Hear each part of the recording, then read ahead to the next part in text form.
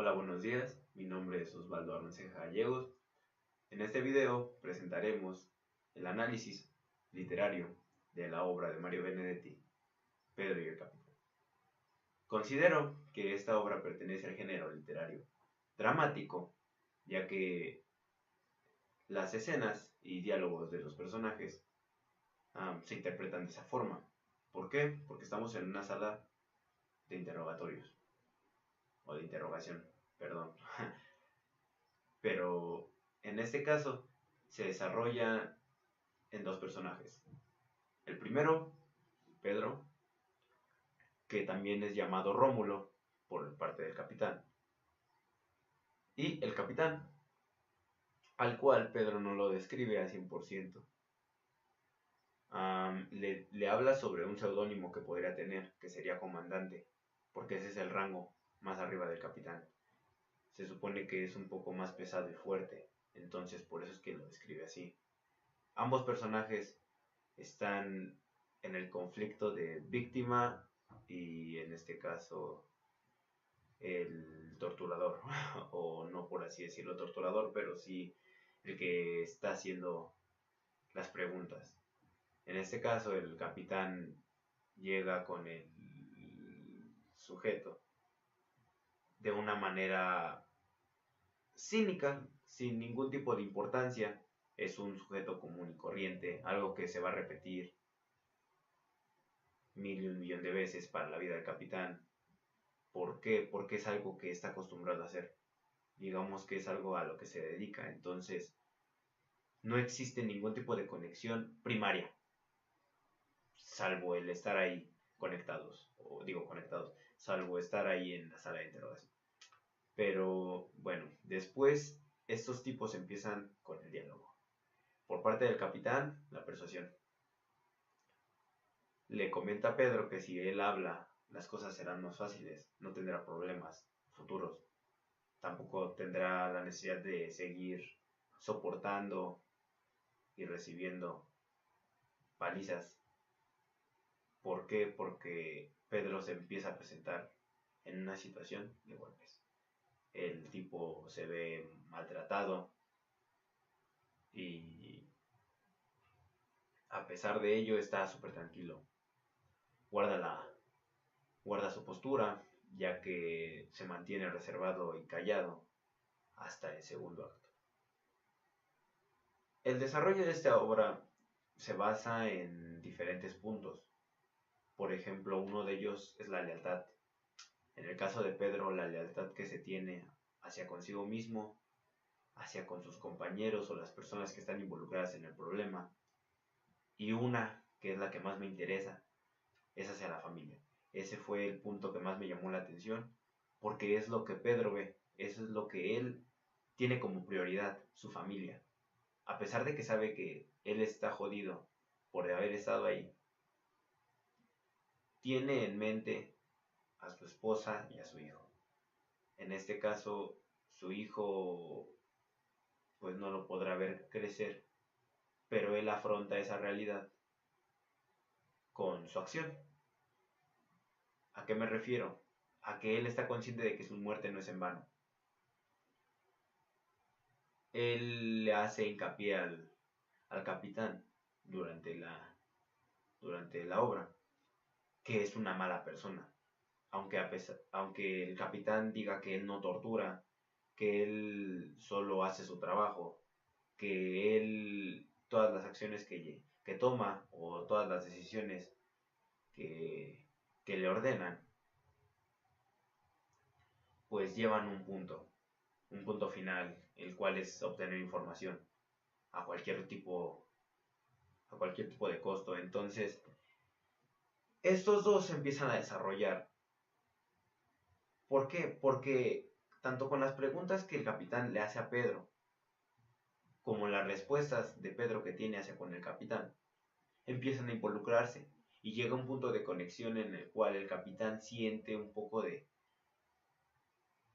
no sé si de lástima, pero sí de afecto hacia este Pedro. Es algo que, según él describe, no había tenido. Que es algo que para lo que él hace es entrenado, que no es así de fácil como se piensa. Pero Pedro lo que tiene como base y fundamento es el no decir nada, él no va a hablar. Él se mantiene callado por el primer acto, ya lo había mencionado.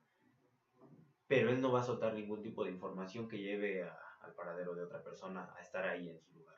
¿Por qué? Porque él está consciente de qué es lo que se está repitiendo.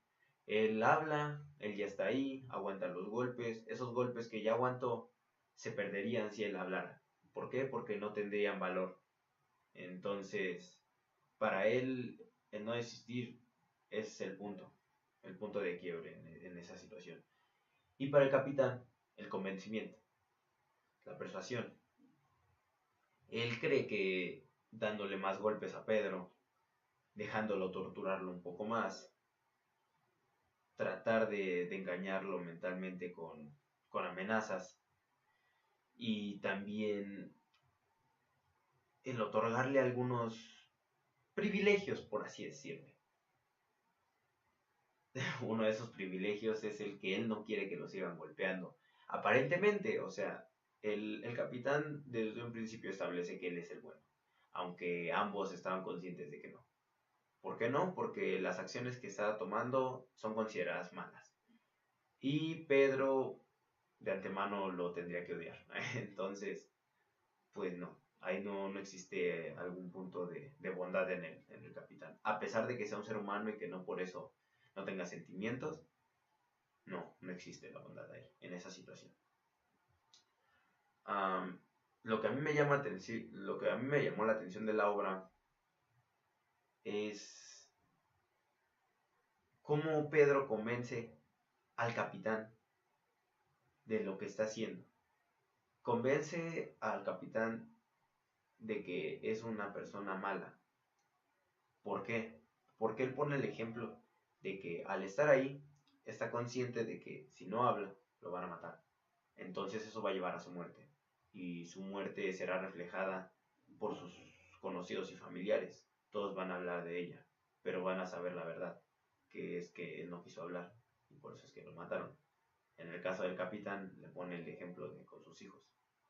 Cuando sus hijos empiecen a crecer y empiezan a entender a lo que se dedica su padre, lo van a odiar, porque no van a ver ese sentimiento de bondad, ese carisma que probablemente tenga un padre con sus hijos, y lo van a considerar pues, algo maligno, un monstruo básicamente. Entonces eso es lo que se desarrolla en la obra. Concluye con la muerte de Pedro. No es algo que nos esperara,